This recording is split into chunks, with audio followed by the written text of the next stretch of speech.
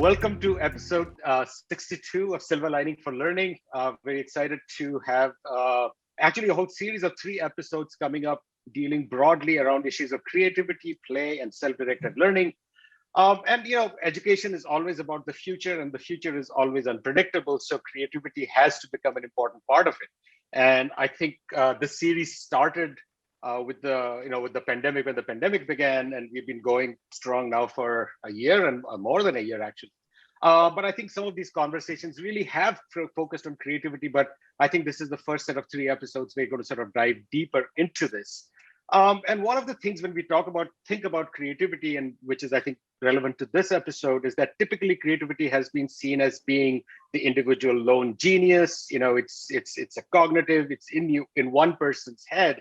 And I think what our guests today bring is a much more socio-cultural sort of perspective towards thinking about creativity as not being in a person or in an artifact or an environment, but rather in an interaction between those. And reading their work, felt that they would make a great guest on the show today.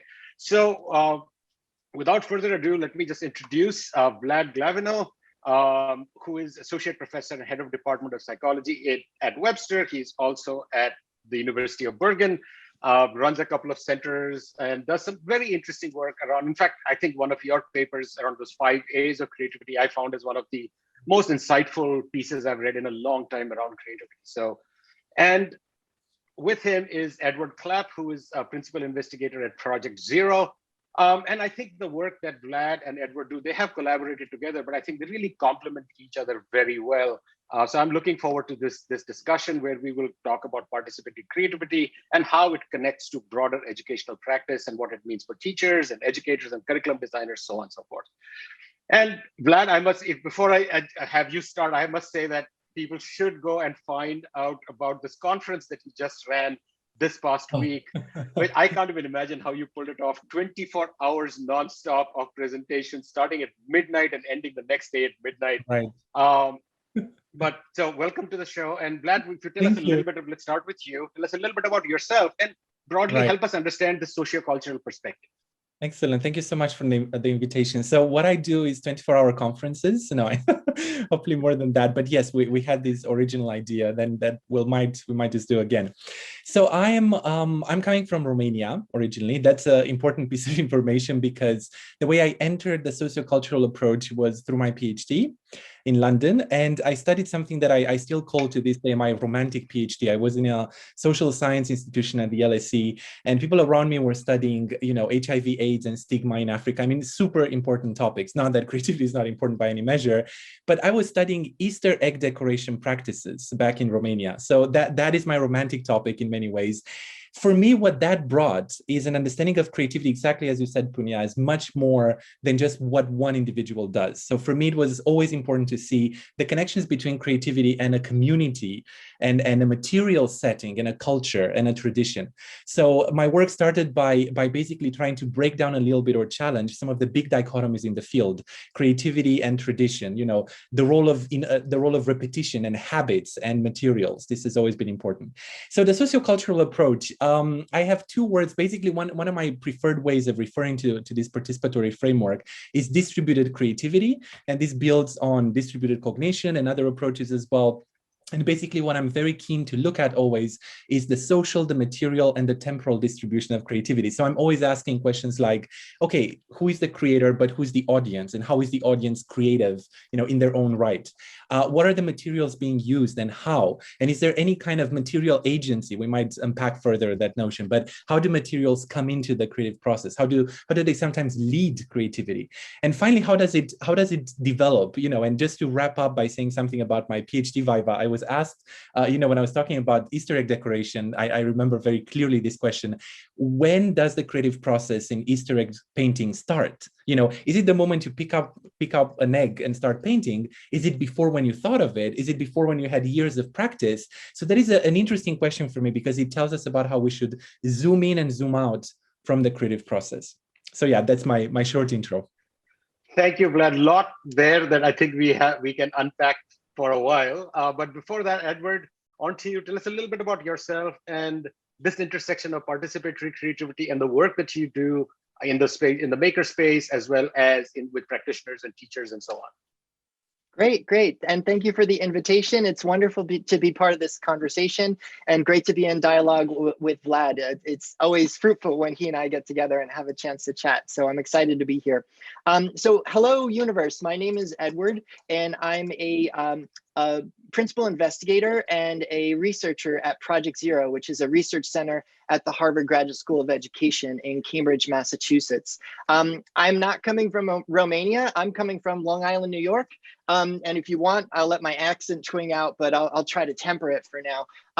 And, you know, hadn't been studying Easter egg decoration, but did wind up at the Harvard Graduate School of Education, where I did my, my master's studies and my doctoral studies with a real vested interest in the arts and arts education, and kind of pursuing that path, but also thinking more broadly about what the creative process looks like and what creativity is. And I remember during an early course working with Professor Howard Gardner, I was part of this mind-brained education course, and we were doing these final projects, and I wanted to really study creativity. And he said, well, how are you defining it?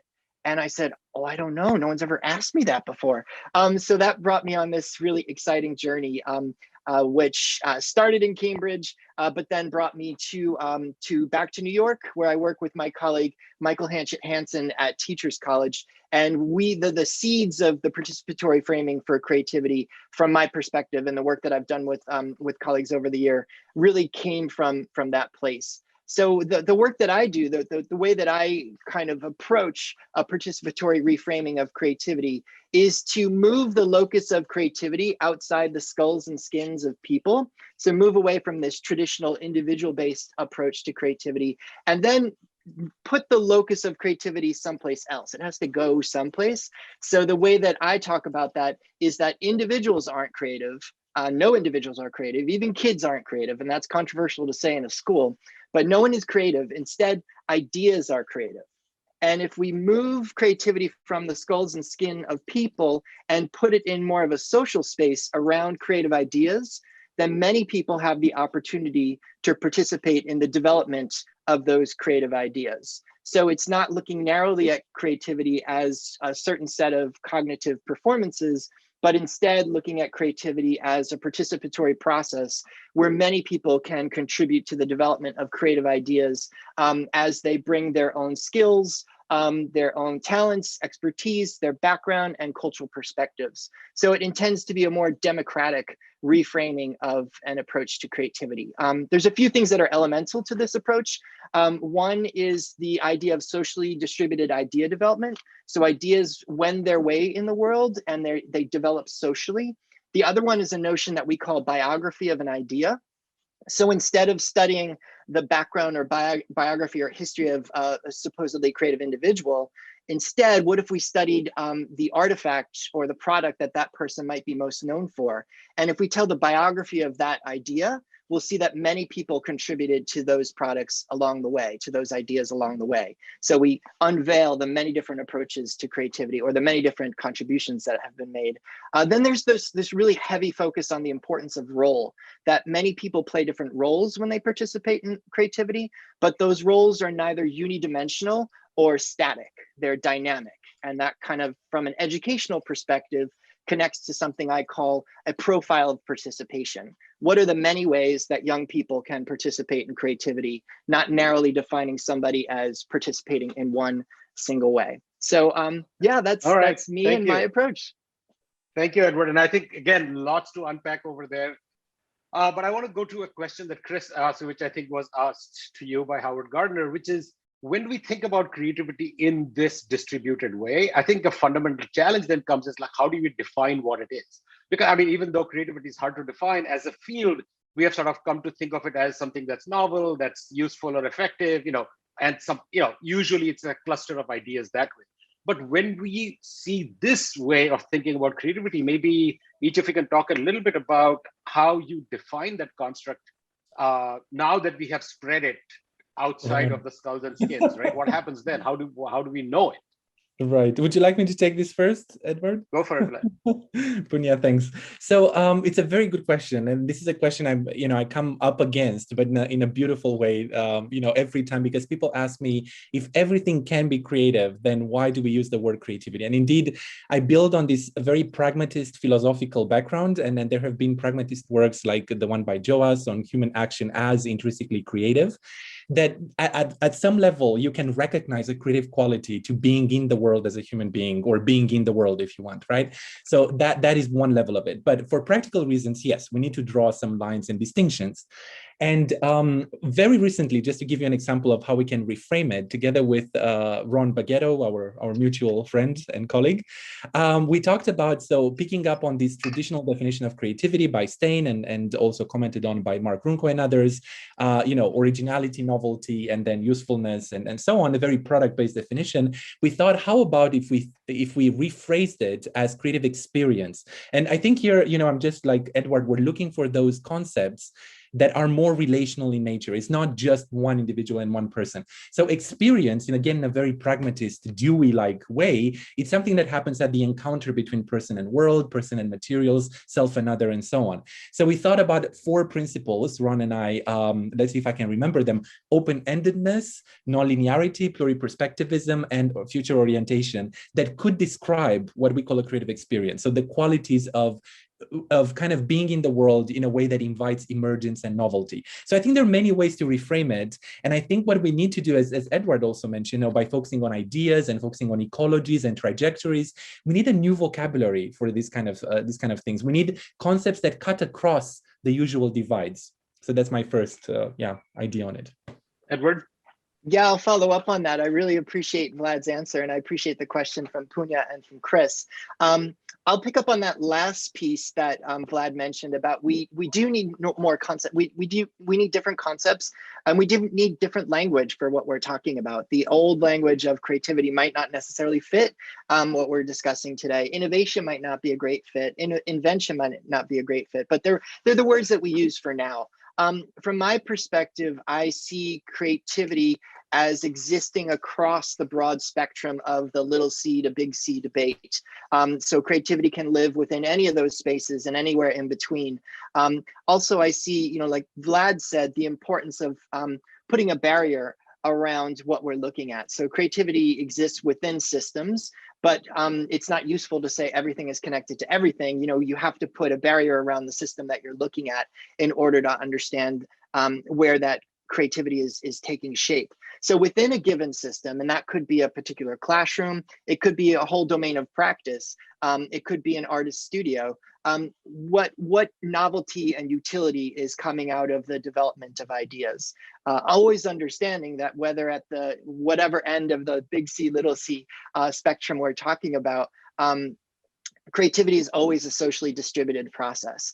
Even when it appears a young person is working by themselves in the classroom, or the inventor is working by herself in her studio, the ideas, the contributions of other people are always in the room with those folks.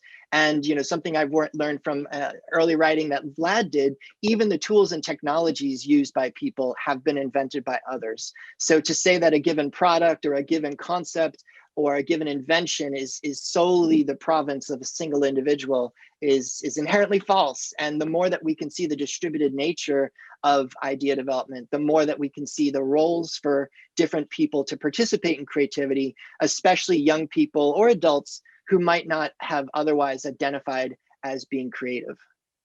All right, so Edward, I love what you're saying, and Vlad, thank you so much. So I'm going to really dive into an issue. Ron Baguetto and I, we've been editing this issue of RRE, the Review of Research and Education for AERA, specifically on creativity, on democratizing creativity. And we got a lot of, submissions, and we've selected about 16 or 15. I wish you guys were, here helping us. We may ask you to review some of the writings, and we are rethinking about creativity. But my question really comes not about that one. So we have Ron Baguetto, and we've been debating, the OECD. So, OECD is trying to do a global creativity assessment of 15-year-olds. I'm sure you're aware of that. Are you aware of that effort? Any one of you? No? Okay, I could send you the framework. So they were trying to do that in 2020, but of course, COVID stopped them, and they may come back again. So they produced a very nice report about assessing creativity of 15-year-olds around the world. So my question to you, I can tell you my bias said I think that's a stupid idea, but again, and you don't have to follow me. I was just wondering, Vlad and Edward, what do you think? Do you think creativity should be assessed? First of all, can it be assessed? Second of all, should it be assessed? And what kind of possible outcomes you might get? This is another great question. I feel like you're touching upon all these hot spots and hot points, within the distributed approach, because yes, assessment, measurement, these are very important things for education. So I don't think, first of all, my standpoint is that we should always be careful not to throw the baby with the dirty bathwater, and to see if we can reframe creativity, can we reframe the assessment of creativity? But just to answer your question, yes, I was aware that there are some initiatives, for instance, with the PISA test as well, to introduce creativity. The International Baccalaureate system is also having some. Vlad, that is part of the PISA. I'm sorry. Yeah, the PISA, right? The OECD. Yeah, exactly. I heard as well. Yeah, I wasn't part of that dialogue, but I know other people are trying as well. So for me, the problem or the issue wouldn't be necessarily that people want to assess creativity. The question is what units of analysis and what matter, in what manner are you doing that assessment? For instance, there are some very interesting ways of assessing things that are very dynamic in nature and more participatory. Let's take the very simple creative divergent thinking test, right? I mean, in many ways, you would think that a socioculturalist will come to those and think, wow, what are we doing here? We're asking people to ideate alone, on paper or on their computer about things that they don't care about much. Who cares so much about bricks? Maybe some people do. Generally in my life, I didn't get to as much. But if you look at those items, there is such creativity, just I'm saying that, looking at the test and the way it's being conceived. So can we make the assessment creative? One thing that I would love to see more is bringing more people together to ideate, for instance. And we've done some studies, around that and trying to see what they come up with, but also to use this experience, not only as a measurement that says what type of creativity, what level of creativity you have, but as a way of looking towards the future and building those trajectories, as Edward is also mentioning, and biographies, right, of different ideas. And if you manage to do that, to make it more ecological, to make it more, kind of formative assessment and dynamic, I think it could go a long way. So maybe I'll a controversial idea. Yes. Thank you, Zhao, and thank you, Vlad. Yeah, the issue of assessment is certainly an important one, and one that comes up all the time in the educational sphere. So at Project Zero, when we hear the word assessment or its relatives, evaluation or measurement, what comes to mind for us is make visible. So how do you make thinking and learning visible? So instead of trying to put a score on things or put numbers to things, how do we make thinking and learning visible? And by looking over engagement in a particular creative endeavor over the arc of time and collecting documentation and really sitting with that documentation, interpreting that documentation, we can make visible what a young person has learned over time. A Project Zero invention from, I think, back in the 80s was something called a process folio. So whereas a portfolio shows a collection of finished products, a process folio shows works in progress over an arc of time. And if we look at a process folio and see how young people have advanced their thinking from one stage to the next, we can see the learning that's happened in between. And that's often more helpful than giving numbers or letter grades on particular tests or assessments or scores or analyses on something like think of 50 uses for a brick, like Vlad has suggested. Also, this is something that, is really at the heart of Project Zero's work, thinking differently about assessment and evaluation. It has been argued from my colleagues, and I'd say myself as well, that when we think about assessment, we spend way too much time trying to measure children and not enough time trying to help them. And assessment should really be a support for learning, not a final stop and a judgment on learning and on students. So how do we take a retrospective look at assessment to see what students have learned, while also taking a prospective look and using assessment in that formative way that Vlad just talked about to better help students going forward. So those are some of my takes. I think the biography of an idea approach really does make that. I'm sorry, I got to jump in here to say, go ahead. Because you were defining creativity not as belonging to individuals.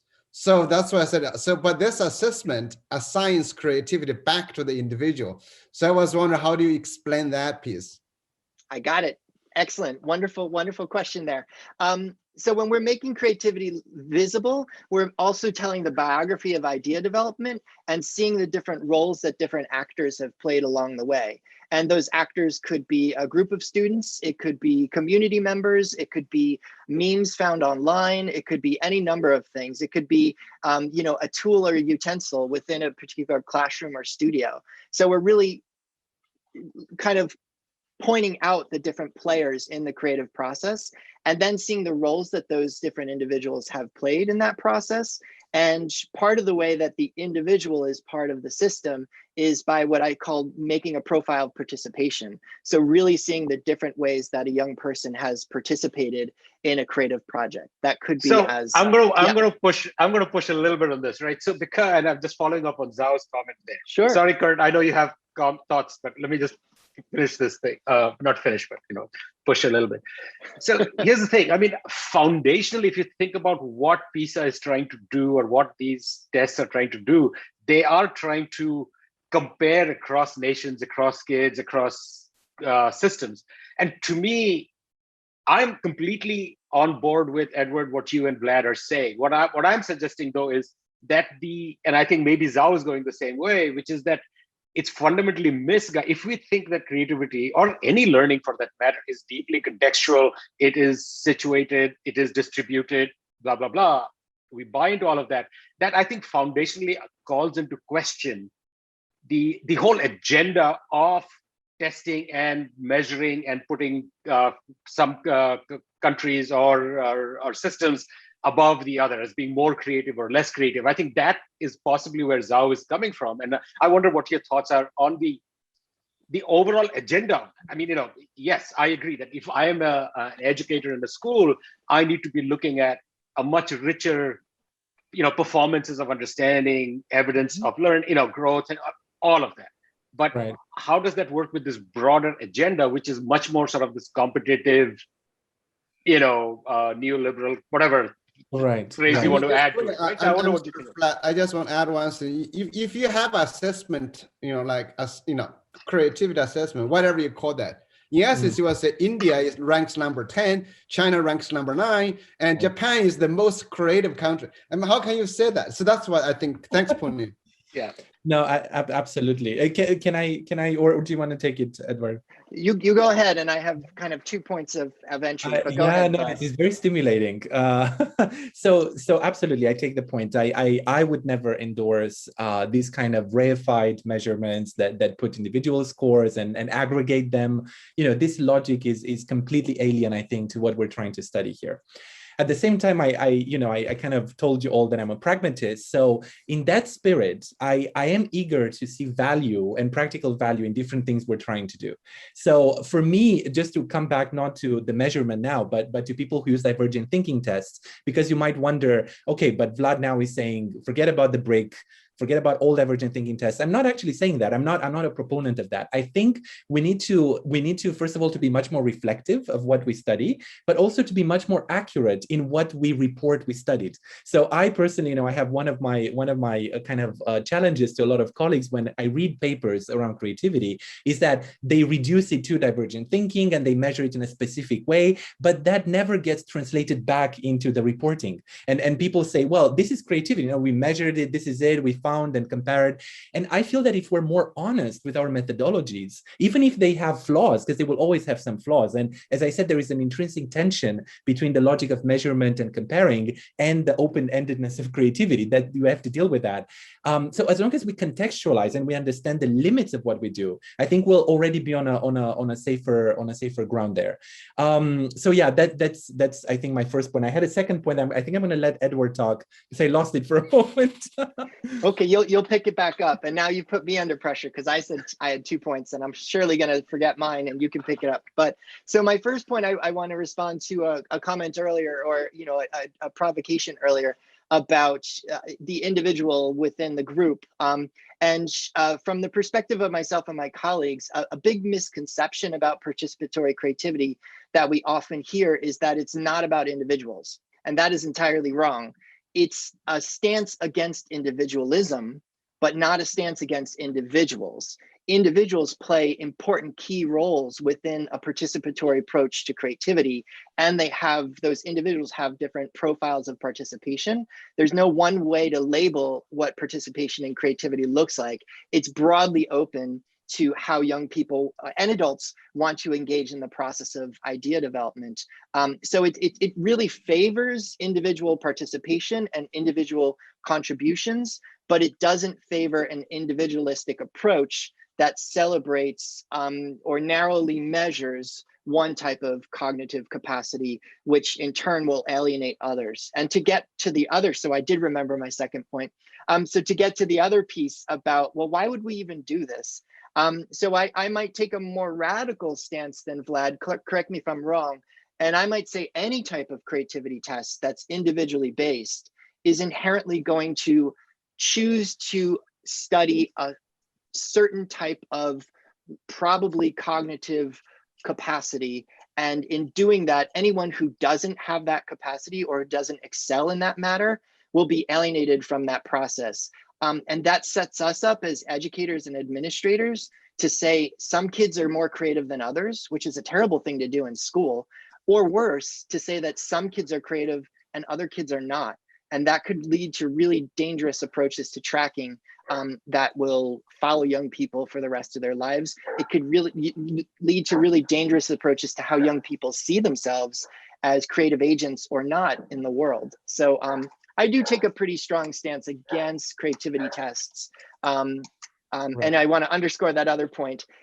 Participatory creativity from the perspectives of myself and my colleagues is certainly a stance against individualism, but not a stance against individuals. Right. You got your other point? I remember my second point now. Thank you. Go for it. But it relates very much to what you said, I think. The second point was about consequences. And again, pragmatism comes up, and it's this idea of what does the measurement do? And measurements can do many different things. And I saw that there was in our chat here a comment from someone around how putting creativity on the PISA agenda gets more visibility. That is a good consequence in some ways. Of course, then if you look at what a particular creativity score would do to the trajectory of a particular student and their self-understanding, there might be something negative there or positive. Maybe some people will get really stimulated by saying, oh, I'm very creative. Look, I have some proof of it. And I'm not advocating here because I see Edward's point. If you have a bit of a misguided ontology here, and it's a bit of a shaky ground, right? I mean, we have a very relational ontology. And the moment you accept that, okay, well, you go with your individual understanding because it did you well, there is something slightly problematic there. But I still probably, unlike Edward, do want to say, being mindful and reflective, we can engage in a variety of forms of assessment as long as we know their limitations. So yeah, I think there might be a difference here, between us. And good, thank you for finding these differences, because Edward and I are trying very hard when we talk, but finally we fleshed them out. Absolutely. Can I just pick up on that last point from Vlad there? And I'm with you, Vlad. I totally get it. I want to point out something really important, is that whenever we choose to measure something, there's the values of the test creators inherent in what you're choosing to measure. And that comes down to very social and cultural forces about what it is we choose to measure. And in an era of Black Lives Matter and really looking at the white supremacist nature of our work, I think academia can hold a lens up to it, a microscope up to itself, and think of that. We need to think about what cultural biases are inherent in the things that we choose to measure, and how are we pursuing equity, access, and inclusion when we're measuring certain cognitive capacities or social capacities. Thank you, Edward. That's a great, I think, point to shift to Kurt, who has, I know, been very patiently waiting with his comments and questions. So Kurt, on to you. And we do have a lot of things in the chat too. You know, Dante, John, and others are just, there's a long list of things in there as well. So I don't want to take too much time, but I do have a few comments. And I want to start with 2 clarifications, or maybe 3. By the way, Ron Baguetto was one of my students. When I was in charge of the TAs, or we call AIs, he was one of the award-winning ones that we had in our program 20 or 25 years ago. He's stellar, and he wasn't my advisee. Jonathan Plucker was his advisor. You might recognize the name Jonathan Plucker. He's now at Johns Hopkins, was at UConn for a bit. But 2 clarifications before I get to my comment. Vlad, you mentioned 3 things about the creative experience. You have to be open-endedness, non-linearity, and a future perspective. What's the 4th one? I missed that one. The pluriperspectival, so pluriperspectival nature of the experience, that you always need different standpoints within the within the same experience to kind of understand the world from different positions. Take a look at things from different points of view. Right. Okay.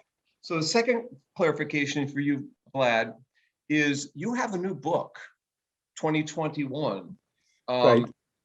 From Oxford University, right? Press. Creativity, a very short introduction. Look is at that a play on words because it's a really thick book or something like that, you know? Or is it really a short book? It's really a short book. Okay. I just wanted to clarify that. So please get his new book. You won't take you too much time this summer at the beach. You can bring it wherever you're flying on a plane. You'll get through Vlad's new book. Edward, do you have a similar short book that they all might want to buy? I do, but I don't have it. It's not out yet. So my colleague Julie Rains and I are working on a book we're calling The Educator's Guide to Participatory Creativity. And it's meant to be a practical guide with lots of pictures of practice, tools and resources, and just a very short primer on, Participatory Creativity 101. And that should be coming out from Ion Education, which is an imprint of Routledge, hopefully in time for holiday shopping. As soon as we finish the manuscript. So we're putting finishing touches on that right now, but it's designed to be a short book for educators to thumb through quickly. Okay, and Routledge is my publisher too, and I'm currently working on one with them as well. Relates to creativity, actually.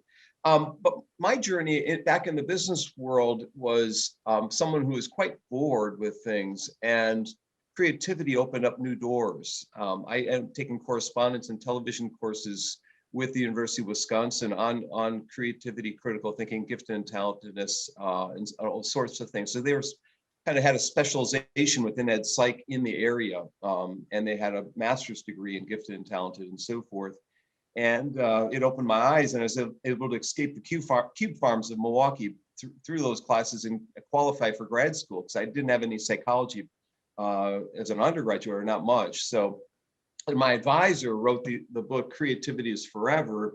His name is Gary Davis, and he talked about not only what the creative person is like, what a creative environment is like, creative personality traits, but he has creativity tests summarized as a chapter in there as well, and then activities. It's an A to Z about creativity, and so I still use the book even though it came out long ago.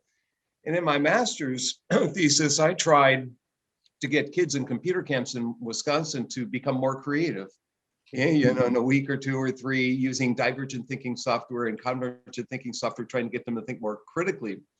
And, people looked at that and said, pretty naive, in the summer camp, you're not going to boost one's creativity or critical thinking skills. But these software tools that were coming out from a learning company and Sunburst and Wings for Learning and so forth were espousing that deductive reasoning, inductive reasoning, pattern recognition, logic, Rocky's boots, all this kind of stuff. They were really into thinking skills in the 1980s. This is 1987.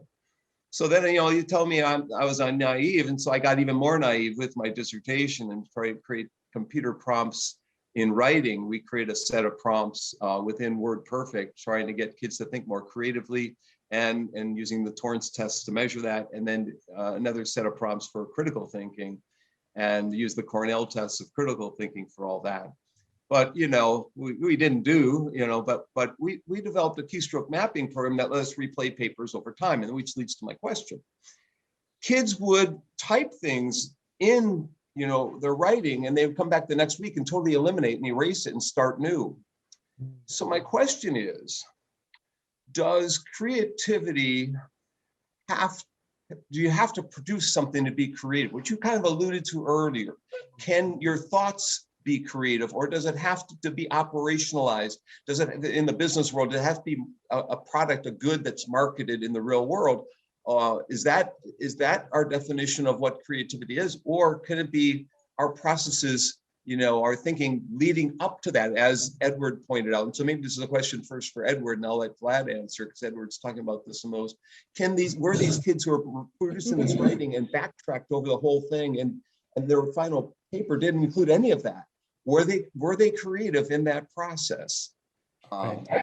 Yeah, I'm curious what you think. So you said I should answer because should I go first with a few thoughts? If you, either one, yeah. Yeah, go ahead, well, Vlad. I'm going for it. I absolutely. So I feel, in the sociocultural tradition, there is a bit of a kind of a take back when you look at purely cognitive, purely mental processes like ideation. It's very cognitive, very mental, very psychological. But you can reframe this. And it was mentioned before that I worked on the 5 A's framework. And for me, I use the word action for the process of creativity, because process usually falls back on the very cognitive process. The word process itself is wonderful. I love processes. That's what we should all study, and we do study. But action for me is a way of bridging and reminding ourselves that we need to bridge that Cartesian gap between what's in the mind and what's in the world and what the hands do and so on. So I feel that, and there are many books, I feel like one, I remember, not I only feel like, one colleague in this tradition, I think Verge, wrote about The Mind as Action, which is a wonderful, wonderful book. It's a very Vygotskian, very, very, so I feel just answering that question, thinking is a huge part of creativity, but how do we think of thinking? That's one idea. And I suspect from what you told us, with the prompts you give students, with the opportunity to revisit things, maybe talk to others about things, you see that thinking, as it grows and evolves in these in-between spaces rather than just contained within their mind. There is a lot going on. I don't want to say internally, because it's dangerous words, but as a level of personal experience, and mentioning the 4 principles of this creative experience, I think what we should be doing is to again shift a bit the focus from this inner outer language and to bring in these other dimensions that are important for us. So instead of saying, is this a moment of thinking that is personal and is that creative? You can ask this question, obviously, but you should think, is this a creative experience for the person, and how does it bring in the world of others and so on? Is it non-linear? Is it pluriperspectival? So I feel in the way we ask the question, we can go to the same point, but framing it a bit differently. I think we can go maybe even further with that. Yeah, we were looking at the computer prompts as a conversational partner, if you will. Right. A crude conversational partner, but a conversational partner nonetheless. And the writing process, we looked at writing as reprocessing of thoughts in this case. And so we created a reprocessing model of writing. Didn't go far enough with it, unfortunately. I didn't push into that field enough. We had tons of data that we could have published, but I pursued other things after that. Edward, do you want to? Sure. So I was trying to hold on to the specific way that you phrased the question, Kurt, and I'm going to say it back to you.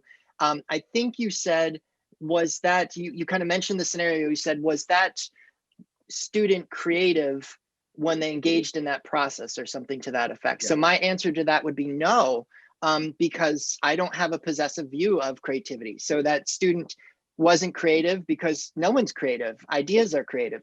I would instead say that student participated in creativity when they engaged in that process. And we can look at, more interestingly, how that student might have participated in that process. But there are other participants in that process, including yourself and your colleagues as the folks that design the prompts, and including the actual hardware and software itself, who are participants in the development of that work. So if we kind of spider out who are the different participants in that process, we can see how each had participated and what roles they played in the engagement of that process. So it's my answer is no, but yes.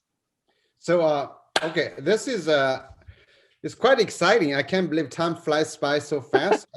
So I'm going to ask Chris question. What Chris was, Chris was talking about, basically, do you think some cultures are more supportive of creativity? Other cultures are trying to control that. I mean, we know, there's a lot of creativity comparative studies across different cultures. And generally speaking, it's confusing. Okay, some find yes, some find no, but depends on really, like you guys were talking about, the domain you define. How do you define creativity?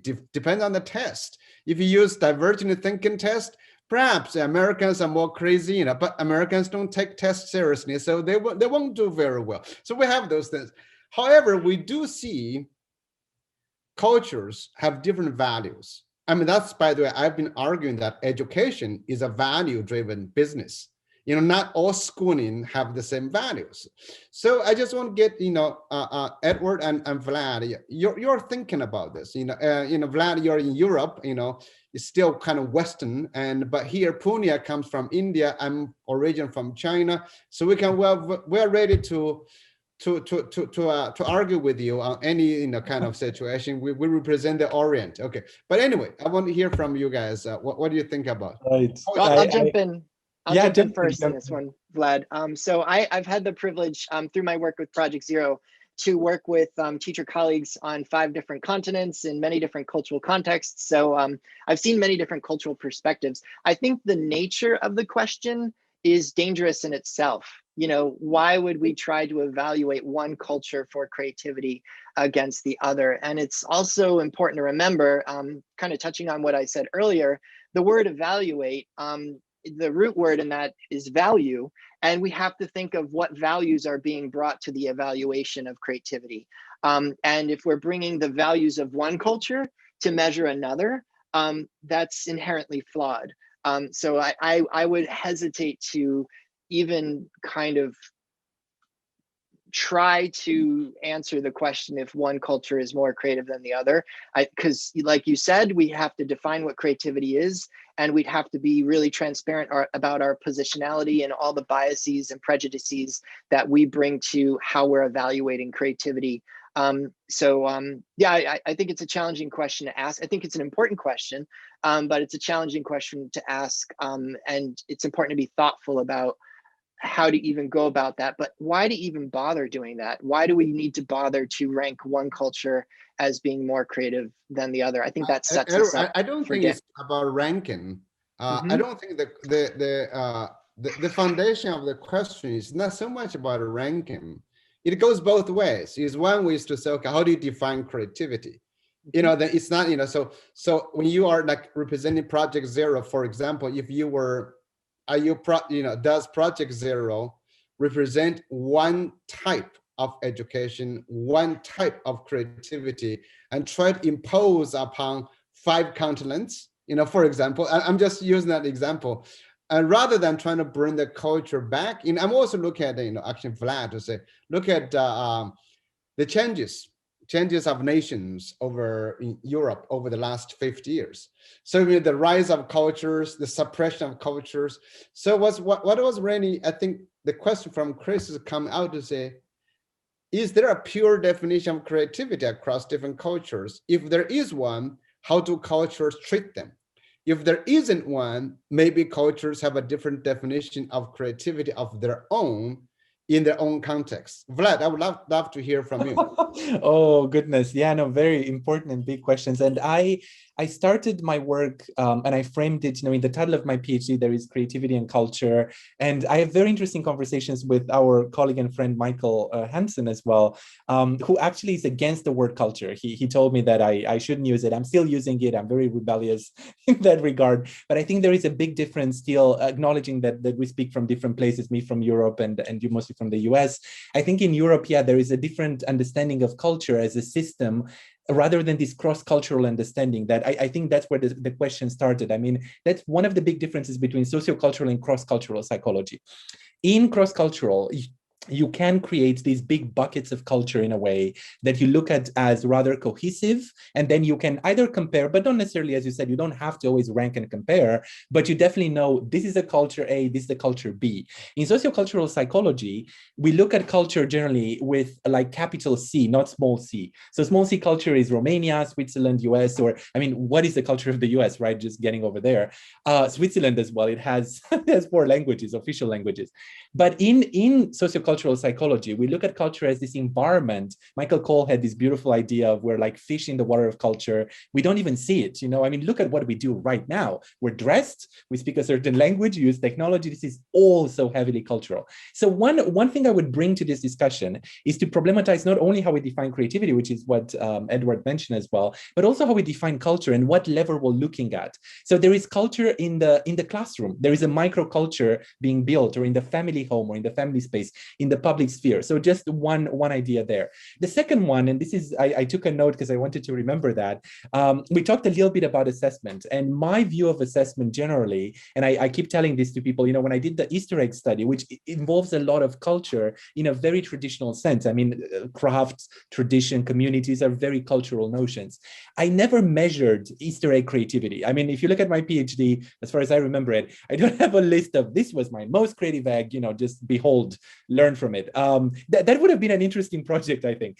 So for me, the question has always been, how is this creative? Not how creative is this, you know, how much of creativity, but why do we even begin to call this creative? And I think in different cultural locations, and I use this word, as I said, in a very complex, hopefully, manner, people come to analyze human action in different ways. And I think it's important still as a project to understand the different patterns of human behavior in relation to others and to nature and to, you know, spirituality, to all of that in different places, because that will shape the channels people have and the trajectories that follow in terms of their creativity. So the basic question of how people living in different positions in the world get to relate to what it means to be creative and express it somehow within a system is a very valid one. But then the devil is in the details. What are the boxes? What are the measurements and so on? So I think, yeah, I don't know if I'm answering. I'm just exploding it into more criteria. I'm sorry, Puni, I know you have an important question. I want to just jump in because you said we are all dressed. I was just wondering, if we are running the show all naked, what would it look like? You know, just if everybody just had no clothes, nothing. You know, I was just wondering about that. But actually, a more serious question is, you don't have to answer it. I just want to raise that because not all creative ideas are good ideas. So in the age of globalization, in the age of all of those things, how do cultures treat ideas matter, you know, right? So yeah, you know, different cultures can suppress certain ideas. You know, some cultures says no dancing, no music, whatever you create, it's bad. We don't like that, you know. That's actually another issue. People always say, okay, you know, what music do you like? I say, I don't like any music. I have no sound, no music on my iPhone. I don't listen to any of this. I'm not joking. Seriously, I never grew up with music. So cultures can choose to suppress and support different sets of ideas, you know, no matter how creative you are. I mean, creativity can be very destructive. Look at those guys, the hackers now, they just locked our, you know, our pipeline, you know, all those kind of things. So the dark side of creativity needs also to be addressed in the educational process. But you don't have to answer that question because Pune has some more important questions for you. Thank you. We did promise an exciting conversation, and I think that we are delivering on that. But I want to segue a little bit.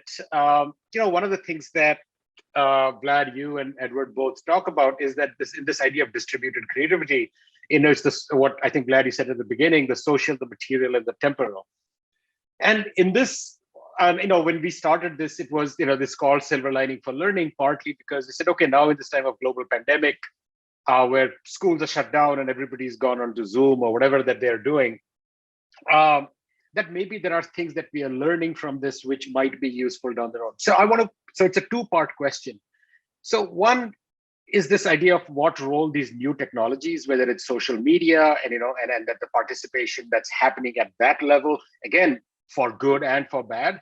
And so I want to unpack this idea of what you, Vlad, called material agency. And I think that's a very provocative idea because it says that certain modes of communication afford certain things and allow certain things of interaction and engagement. Like look at TikTok. I mean, it's kids in India are, till TikTok got banned in India for other reasons, political reasons, where everybody's dream was to become a TikTok star, right? And so one to sort of try to talk a little bit, I mean, from each of you around this role of technologies and material agency into the creative process. And then what have you seen in the past year that tells you that there are certain new things or something that we can look forward to or be scared of, either way, in terms of creativity in these new technologies? So either of you can go first. Edward, do you want to, or should I? I'll jump in, and I'm trying to hold on to all the multi parts of the question. So two basic things, right? One Sure. is the role of sort of these new technologies and the material agency piece, and the second, what you see looking forward over this past year. Great.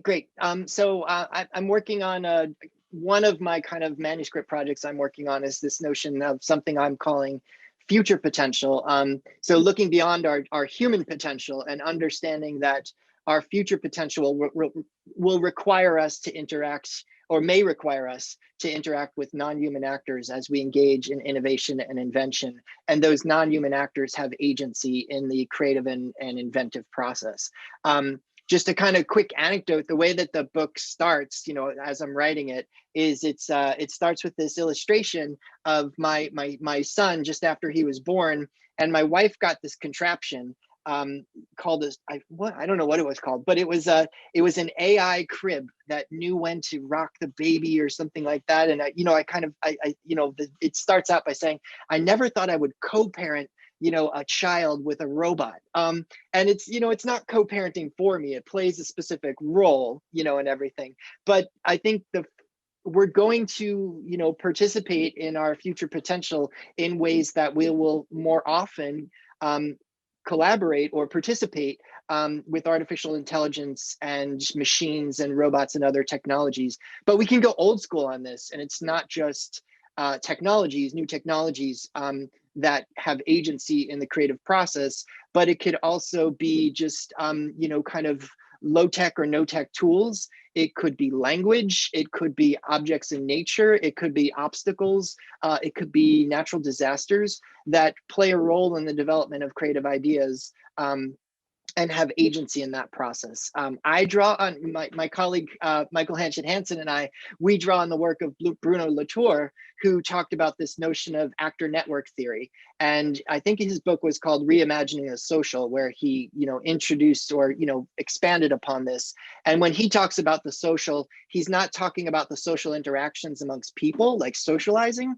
He's talking about the associations between actors and how those associations can be looked at and discussed, but also understanding that all of the actors, including the non-human actors that lead to a creative invention, have agency in some way in pursuing that. And so when I think about the second part of your question, Punya, looking towards the future, I think we need to be cognizant of that and to embrace that.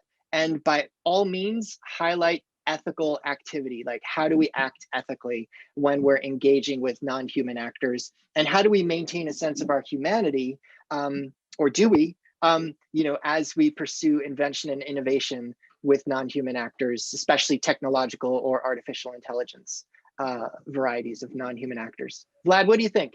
Right. Oh, I think many things, but I really want to keep it to 2 minutes. Let's see if I can. Excellent points, Edward, and very good, excellent question.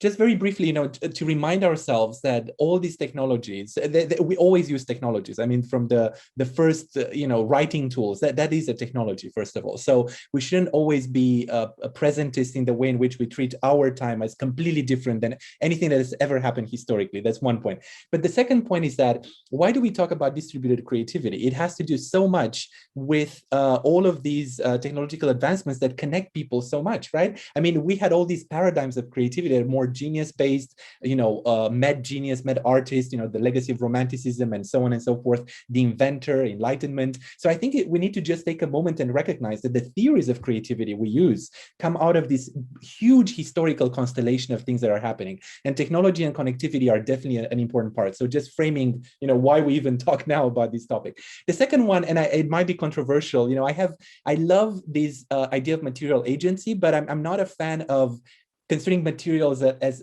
full actors in their own right, in the way that I wouldn't call the person an actor in their own right, going back to what Edward is saying, that don't call the person creative, right? So I even wrote a short piece at some point about co-agency. Agency is always distributed if we fall back on the same term. So I can't have agency without my tools and the people around and so on. Materials cannot have agency either. So I think there is something even deeper to unpack there.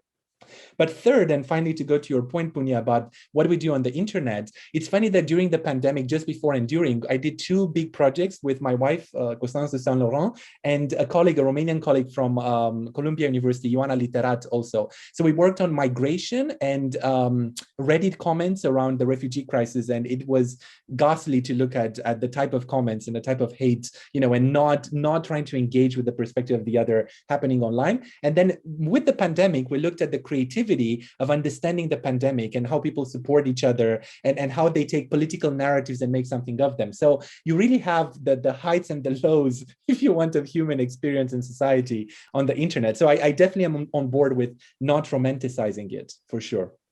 Yeah. Thank you. We've had a fascinating session here. This hour's gone by fast, as Zal mentioned, and we have a couple more weeks on creativity and play issues, and Zal will introduce that. Are you smiling when you walk into a bookstore? Are you smiling when you open the newspaper? Because when you walk into a bookstore today, it's all books on innovation and invention and creativity. It's Edison's biography. It's and when you open the newspaper, it's about the U.S. competing with China, how we need to fund innovation and American ingenuity and all that. But do any of these places make you broadly smile in that they're talking about things that you wish they would in terms of participatory creativity as a vehicle for enhancing American ingenuity? What would you do in this is an hour-long question, but what would you include in those $250 billion Senate bills that get at participatory creativity? What can we do as a nation? I'll go first and be brief. So Vlad and I both have little kids. So when I walk into a bookstore and go to the children's section, that's where I'm smiling, and that's where I spend most of my time. The other stuff you're talking about, Kurt, nope, doesn't make me smile a whole bunch. And I feel that's just noise. And it's important to do the work with good colleagues, talk to good friends like you all, and do the good work. So block out the noise, do the good work, spend time in the children's section. We're going to come off as very grumpy people who never smile. But one interesting thing that the US bill could do is maybe share some of that money with Europe and the rest of the world and make something very collaborative. But I'm intrigued when I walk into a bookstore and I see so much on creativity, and I hear it very often. Like with the Brexit debate, we need a creative solution. And I feel like they're hijacking the term a little bit because they really want to, in that particular context, mean we need something to go, beside the rules and so on. But anyway, bigger debates. The thing is that I'm very curious to pick up books and to read just from the back of them and to almost like classify in my mind what kind of views are being supported here. It's like a fun game I like to do. So maybe it's a bit nerdy to do that.